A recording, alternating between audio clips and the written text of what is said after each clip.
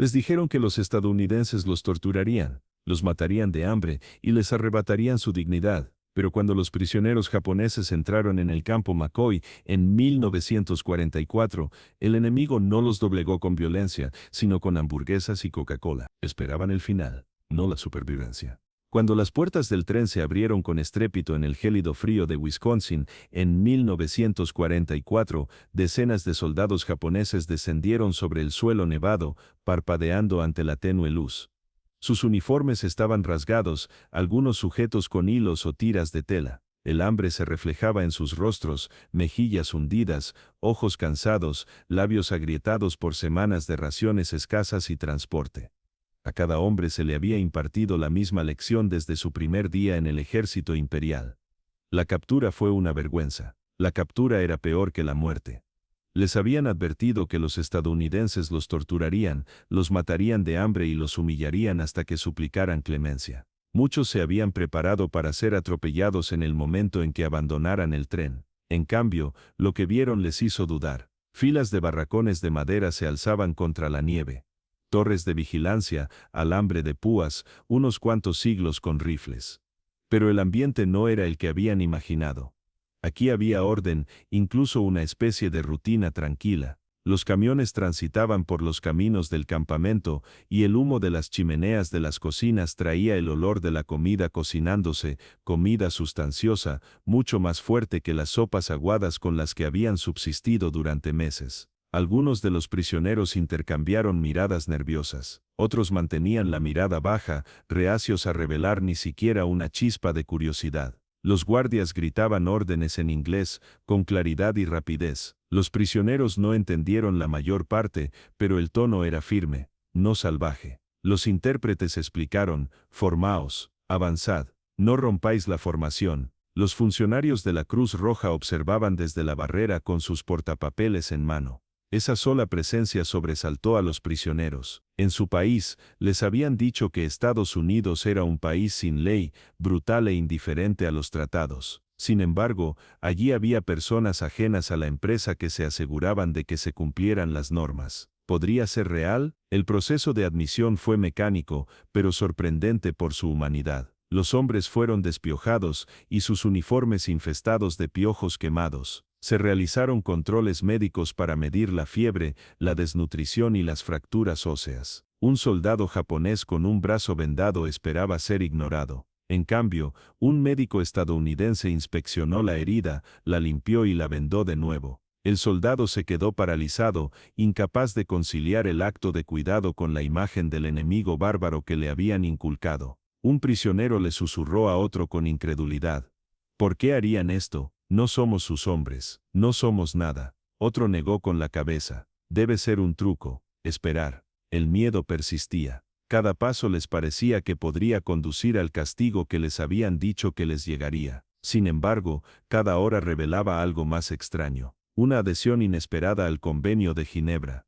Esa frase la habían oído susurrar antes, pero nunca creyeron que tendría importancia. Tras el registro, los hombres fueron conducidos a través del patio hasta sus nuevos alojamientos. La nieve crujía bajo sus botas, el frío calaba hasta los huesos a través de sus finos abrigos, pero los barracones, aunque toscos, estaban calefaccionados con estufas, equipados con literas y provistos de mantas de lana. No era un hogar, no era libertad, pero era un refugio. Algunos prisioneros se sentaron pesadamente sobre los colchones, tanteándolos con las palmas de las manos, como si temieran que la suavidad desapareciera si apretaban demasiado. Afuera el alambre de púas seguía extendido en espirales, un recordatorio de que aquello era cautiverio. Sin embargo, en su interior los hombres notaron algo que no podían ignorar. El campamento funcionaba como una máquina, sí, pero no como una mazmorra. El contraste los atormentaba. Durante toda su vida les habían dicho que la captura significaba degradación. Esa rendición los despojó de su honor,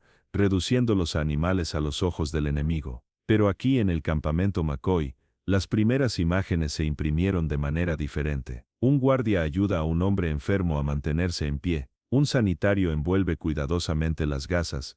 Un representante de la Cruz Roja comprueba que las raciones se distribuyan de forma justa. Los hombres no se relajaron. Aún no. La sospecha les carcomía el pecho como un segundo latido. Pero al llegar la noche y tumbarse en la cama bajo mantas de verdad, no pudieron evitar preguntarse si el mayor shock no era el cautiverio en sí, sino que el cautiverio no se parecía en nada a la pesadilla para la que se habían preparado. Para los soldados que esperaban crueldad, el primer día en el campamento McCoy fue el comienzo de algo para lo que no tenían palabras. Pero la verdadera sorpresa no vendría de las reglas ni de los cuarteles. Llegaría en una bandeja en el comedor, acompañada por el olor a carne y el siseo de las botellas de refresco esperando ser abiertas. A la mañana siguiente, los prisioneros se despertaron no con golpes ni gritos de insultos, sino con el sonido de una corneta. El sonido los sobresaltó a muchos, no por su volumen, sino por serles familiar. Habían escuchado el mismo sonido en sus propios campamentos en Japón.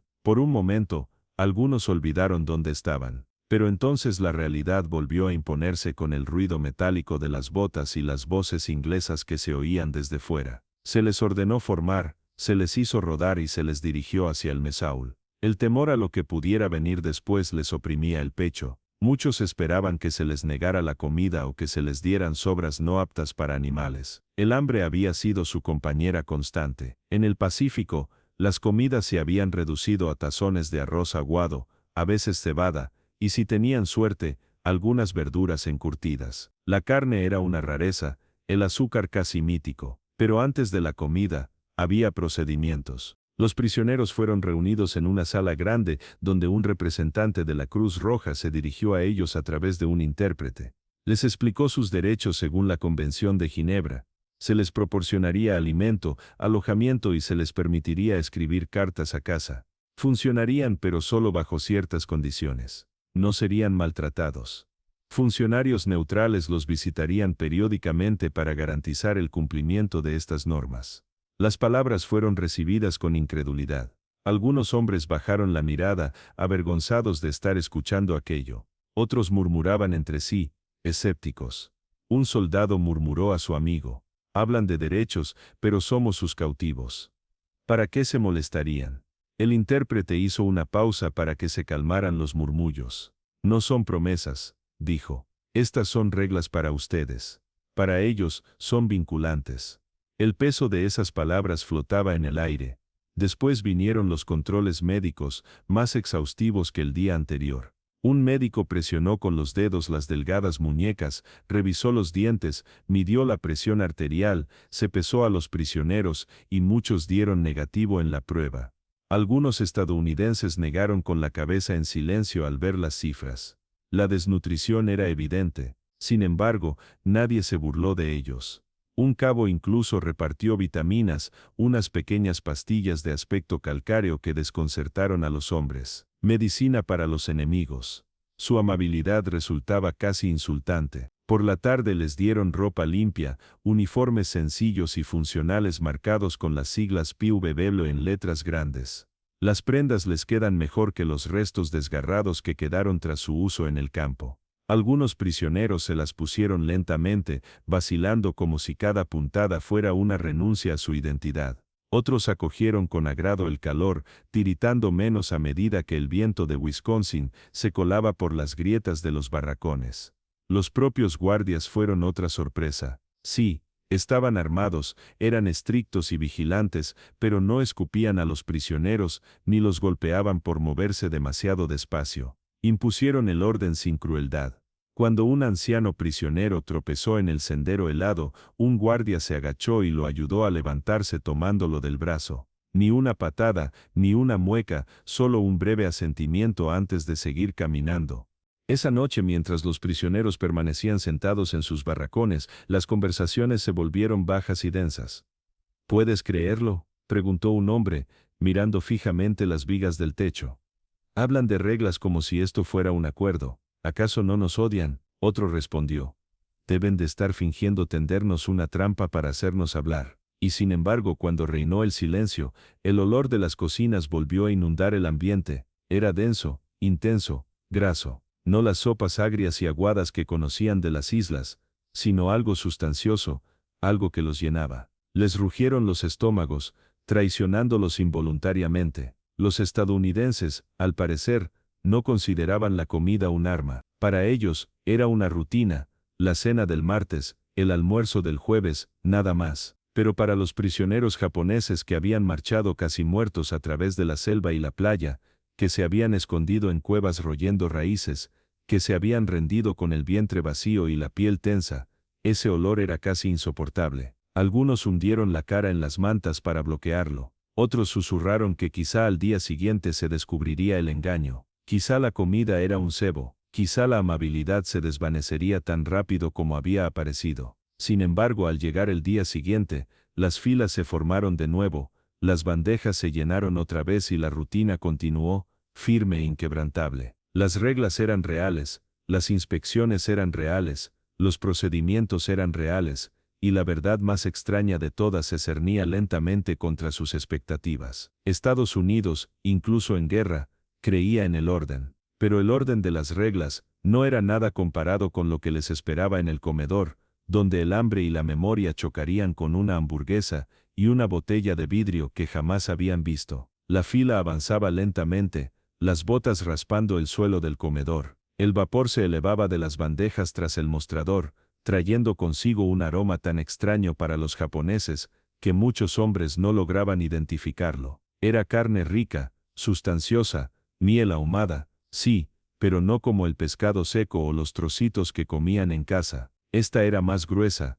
más consistente, algo más cercano al lujo. Los prisioneros se aferraban a sus bandejas de hojalata como escudos, esperando la humillación. Quizás les arrojarían sobras, quizás les servirían comida en mal estado con burla. Eso era lo que esperaban. El hambre hacía que cada segundo pareciera eterno, pero el miedo les impedía mostrarse demasiado ansiosos. Entonces, el primer soldado dio un paso al frente. Un cocinero estadounidense, con las mangas remangadas hasta los codos, dejó caer una hamburguesa caliente sobre el pan con una espátula, y luego añadió patatas fritas como acompañamiento. Finalmente, cogió una botella de cristal empañada, la abrió y la deslizó sobre la bandeja.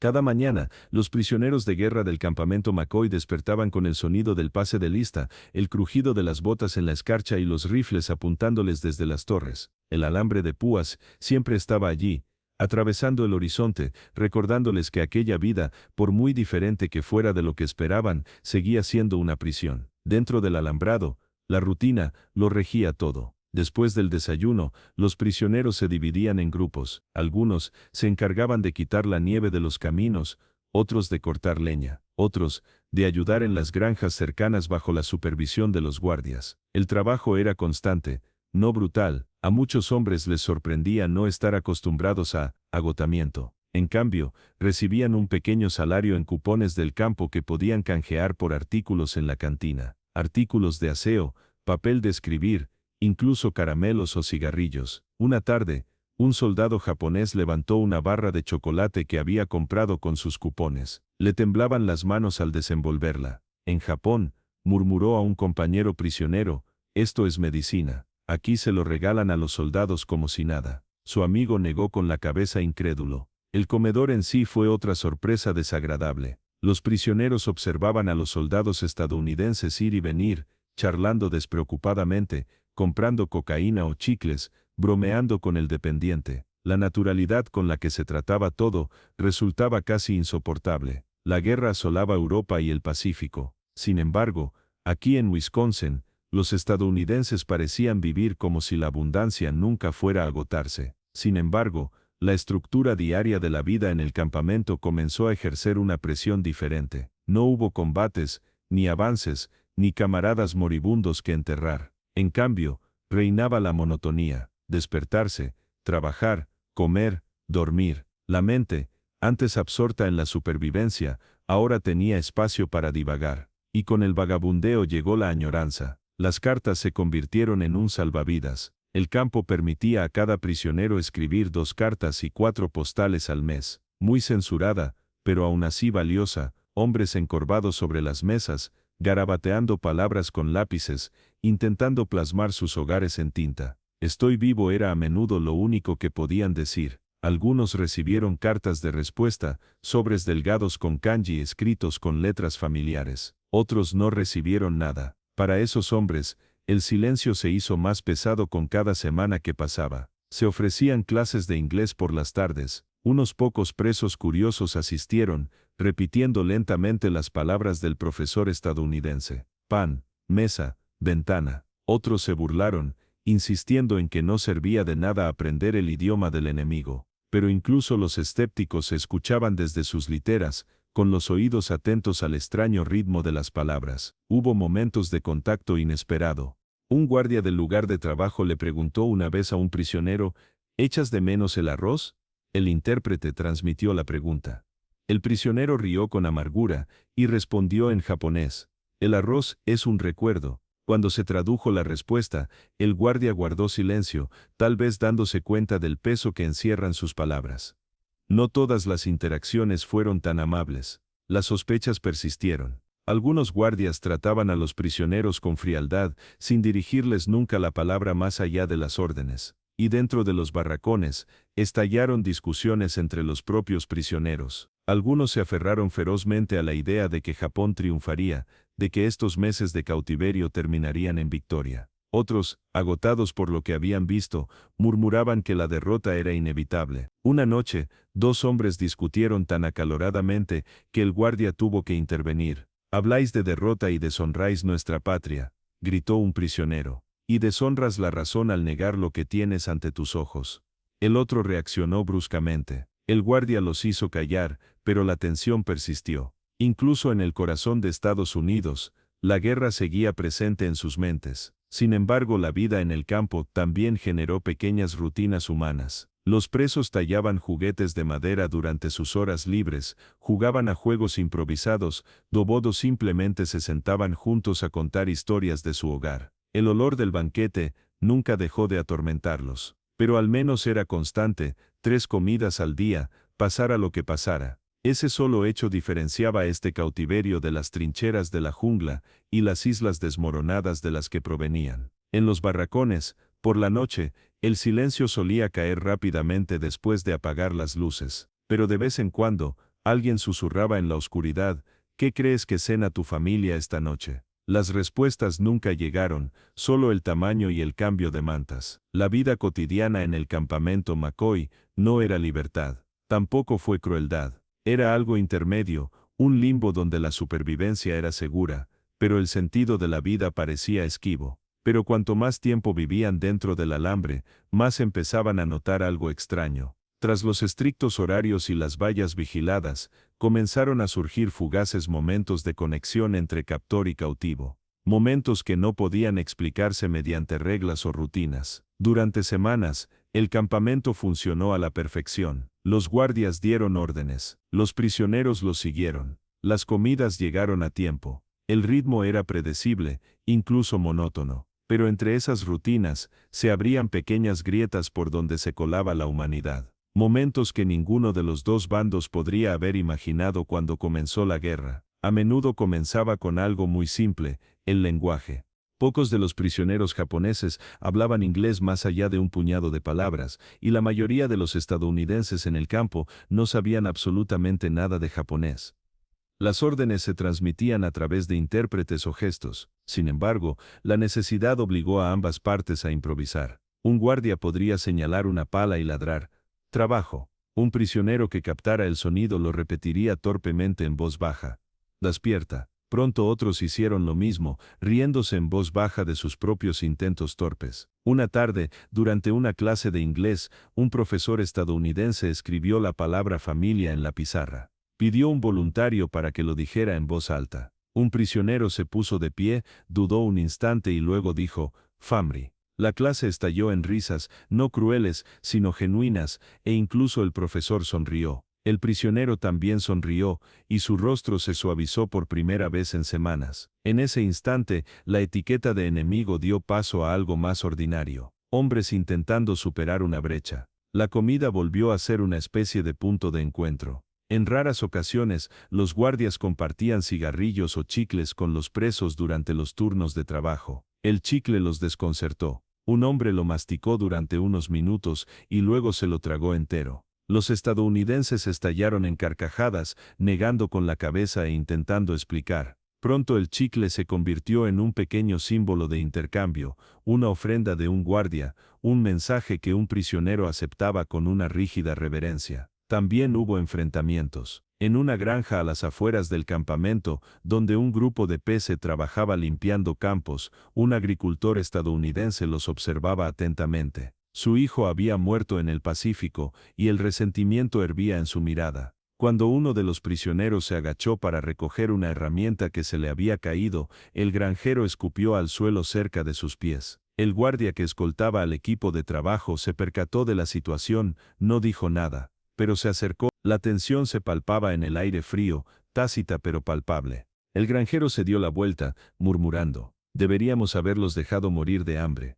Aquello se extendió rápidamente entre los prisioneros cuando regresaron al campamento. «No todos los estadounidenses siguen sus reglas», dijo uno con tono sombrío. Su compañero de litera respondió: «Por supuesto que no. Son hombres como nosotros. Algunos odiarán, otros no». Dentro del recinto, a veces surgían amistades donde nadie las esperaba. Un joven guardia llamado Miller, de apenas 20 años, con un suave acento de Illinois, solía quedarse cerca de los barracones después de su turno. Llevaba fotografías de su familia y se las mostraba a los prisioneros que se reunían cerca de la valla. No entendían sus palabras, pero sí los rostros. Una madre, un padre, dos hermanitas. A su vez, los prisioneros dibujaban figuras en la tierra, esbozando sus propias casas, sus pueblos, sus esposas esperando al otro lado del océano. No era un diálogo de palabras, sino de imágenes. Una tarde, Miller logró decir lentamente: «Madre, padre», señalando las fotos. Un prisionero asintió, se tocó el pecho y dijo en japonés: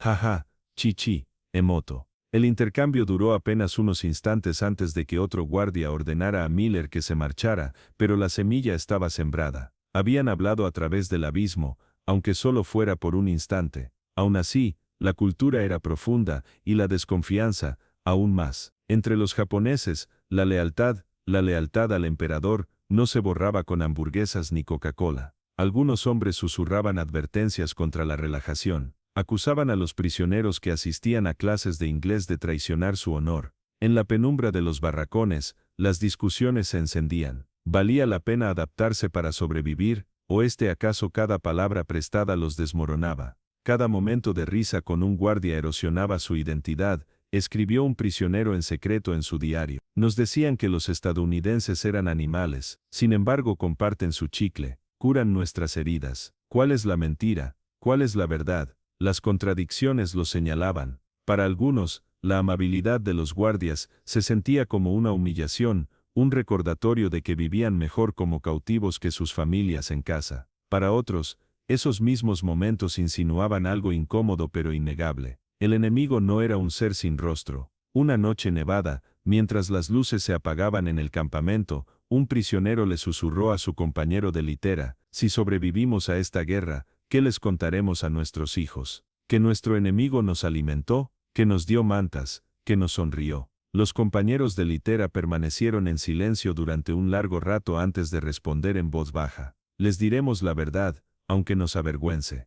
Pero la verdad era compleja, y a medida que la guerra se prolongaba hacia su amargo final, las contradicciones dentro del campamento McCoy no hicieron más que agravarse hasta que los prisioneros se vieron obligados a afrontar la cuestión de lo que realmente significaba la lealtad. Para el invierno de 1945, el ritmo del campamento McCoy se había asentado en algo que los prisioneros no podían haber imaginado cuando bajaron del tren por primera vez. El hambre ya no les marcaba el rostro con tanta nitidez. El trabajo, aunque agotador, no les quebró el cuerpo. Escribieron cartas a casa, algunos incluso se atrevieron a preguntar a los guardias cómo se escribían las palabras en inglés. En apariencia, la vida parecía llevadera. Sin embargo, bajo esa superficie subyacía un profundo conflicto, uno que se agudizó a medida que las semanas se convertían en meses. ¿Cómo podían conciliar ese trato con el odio y la lealtad que aún albergaban en sus corazones? Todas las noches se desataban acalorados debates en los barracones. Algunos argumentaron vehementemente que todo esto era un engaño, que Estados Unidos solo fingía tratar bien a los prisioneros para debilitarlos, para robarles el espíritu antes de la repatriación. Una noche, un hombre se puso de pie con voz áspera: «No se dejen engañar. Nuestro emperador exige fuerza, no comodidad. Cada hamburguesa que te tragas es una traición». Otros, cansados de sufrir, retrocedieron. «Estamos vivos», replicó uno. Y si sobrevivir es una traición, ¿qué se consiguió entonces muriendo de hambre en Saipán? A esas palabras siguió el silencio, silencio y vergüenza. Las cartas de casa hicieron que las contradicciones dolieran aún más cuando un prisionero recibió noticias de que su familia en Osaka sobrevivía a base de hierbas hervidas y restos de cebada. Sostenía el papel con manos temblorosas mientras el olor a carne asada flotaba desde el pasillo enrejado. La brecha entre su vida como prisionero y la de ellos como civiles bajo los bombardeos se volvió insoportable. Como un soldado, confesó en voz baja mientras mis hijos se mueren de hambre. No se trataba solo de comida. El calor mismo se convirtió en un símbolo. En los barracones calentados por estufas, con mantas de lana y botas firmes, los hombres recordaban a sus familias tiritando en casas de madera con cristales rotos por los bombardeos aéreos. El cautiverio les ofreció seguridad, pero profundizó su culpa. Algunos presos se aferraron con más fuerza a la propaganda, repitiéndola como si fueran oraciones. Estados Unidos era decadente, vacío, a punto de colapsar, pero las pruebas a su alrededor desmentían esas palabras. En el campamento las botellas de Coca-Cola llegaban por cajas. Los cigarrillos no solo estaban disponibles para los soldados, sino también para los prisioneros. Los equipos de trabajo vieron a agricultores estadounidenses con tractores, establos llenos de ganado y campos que parecían interminables. Aquí la abundancia no era fantasía, era normal. Un guardia, al oír a un prisionero comentar sobre los campos desbordados, dijo simplemente, «Esto es solo Wisconsin. Deberías ver Illinois». El prisionero bajó la mirada,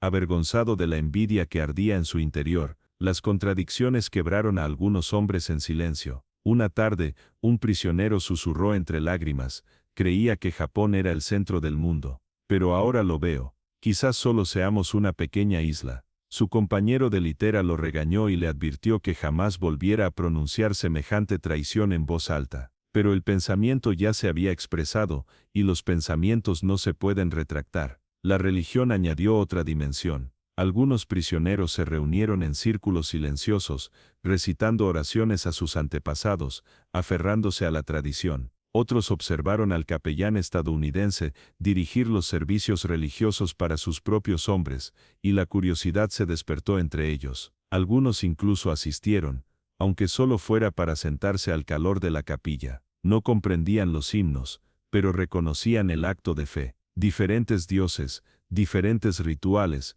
pero la misma sed humana de esperanza. Quizás la contradicción más dolorosa surgió durante las inspecciones de la Cruz Roja. Los funcionarios preguntaron a los prisioneros si habían sido bien tratados. La mayoría respondió que sí, porque era cierto. Pero después, en el cuartel, la vergüenza los invadió. Admitimos que nuestro enemigo nos trata con justicia mientras que nuestra propia nación no puede alimentarnos. ¿Qué somos entonces? Nadie tenía respuesta. Una tarde nevada, un equipo de trabajadores estaba despejando un camino a las afueras del campamento cuando se acercó un grupo de niños estadounidenses. Eran curiosos, audaces, con las mejillas enrojecidas por el frío. Una niña extendió una barra de chocolate, ofreciéndosela a través de la alambrada a un prisionero japonés. Se quedó paralizado. Había afrontado bombas, balas, hambre, pero el gesto inocente de un niño le aterrorizaba más que cualquier arma. Lentamente, tomó el caramelo, hizo una profunda reverencia y dijo en un inglés vacilante, «Gracias». La niña sonrió y volvió saltando con sus amigas. Esa noche, el hombre confesó a sus compañeros de litera que se sentía más destrozado por esa pequeña muestra de bondad que por todas las batallas que había librado. «Un hijo del enemigo», susurró. «Me dio la comida con una sonrisa. ¿Cómo podría odiarla?» Esos momentos dejaron cicatrices de confusión. No borraron su lealtad al emperador, ni pusieron fin a la guerra que libraban en sus corazones, pero hicieron que la línea entre amigo y enemigo fuera más difusa de lo que la propaganda jamás admitió. A medida que avanzaba 1945, los hombres sabían que la guerra en el exterior estaba llegando a su punto culminante. Llegaron al campamento rumores de atentados con bomba en Tokio y de pérdidas en Filipinas. Cada nuevo informe ahondaba la contradicción. Dentro del alambre de púas, vivían con comida constante, refugio e incluso destellos de humanidad. Afuera, su nación ardía. Pero el cautiverio, por muy humano que sea, no puede durar para siempre. La pregunta que se avecinaba era simple y aterradora. ¿Qué sucedería cuando finalmente se abrieran las puertas y regresaran a una patria marcada por el fuego y el hambre? Para el verano de 1945, el mundo fuera del campamento McCoy había cambiado hasta ser irreconocible. Los rumores se centraron en los titulares que aparecían en los periódicos estadounidenses y que los prisioneros a veces vislumbraban a través de los guardias o los funcionarios de la Cruz Roja. Los aliados avanzaban en Europa, las ciudades de Japón ardían bajo oleadas de bombarderos. Cuando Hiroshima y Nagasaki fueron atacadas, los rumores se propagaron por el campamento más rápido de lo que los guardias pudieron silenciarlos. La mayoría de los prisioneros no comprendían del todo qué era una bomba atómica, pero el horror que provocaba estaba presente en cada palabra. Entonces llegó la verdad que no podían ignorar. Japón se había rendido. El anuncio cayó sobre el campamento como un peso que nadie podía levantar. Algunos prisioneros miraban fijamente al suelo sin expresión. Otros lloraban en silencio, con los hombros temblando bajo finas mantas. Durante años habían mantenido la creencia de que su nación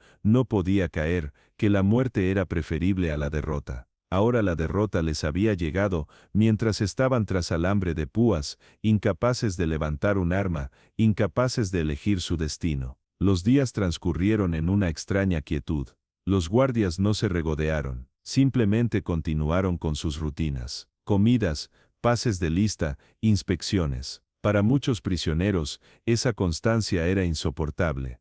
«Nos tratan igual», susurró un hombre con amargura. «Seamos guerreros o vencidos, ¿acaso no ven nuestra vergüenza?». Pero el campo ya se preparaba para la repatriación. La Cruz Roja comenzó a organizar listas, rutas de transporte y horarios. A los prisioneros se les entregaron uniformes limpios, se les hicieron chequeos médicos y se les informó sobre el viaje que les esperaba. Serían enviados de regreso a través del Pacífico, no como soldados de un imperio victorioso, sino como sobrevivientes de una guerra que su nación había perdido. La partida no fue triunfal. La mañana del traslado, los prisioneros salieron de sus barracones cargando pequeños bultos con sus pertenencias. Algunos llevaban tallas de madera hechas en sus ratos libres. Otros portaban cartas de casa cuidadosamente dobladas, manchadas de lágrimas y sudor. Al cruzar las puertas, muchos miraron hacia atrás por última vez al campo que los había albergado. No era cariño lo que los conmovía, sino confusión. El lugar donde habían esperado crueldad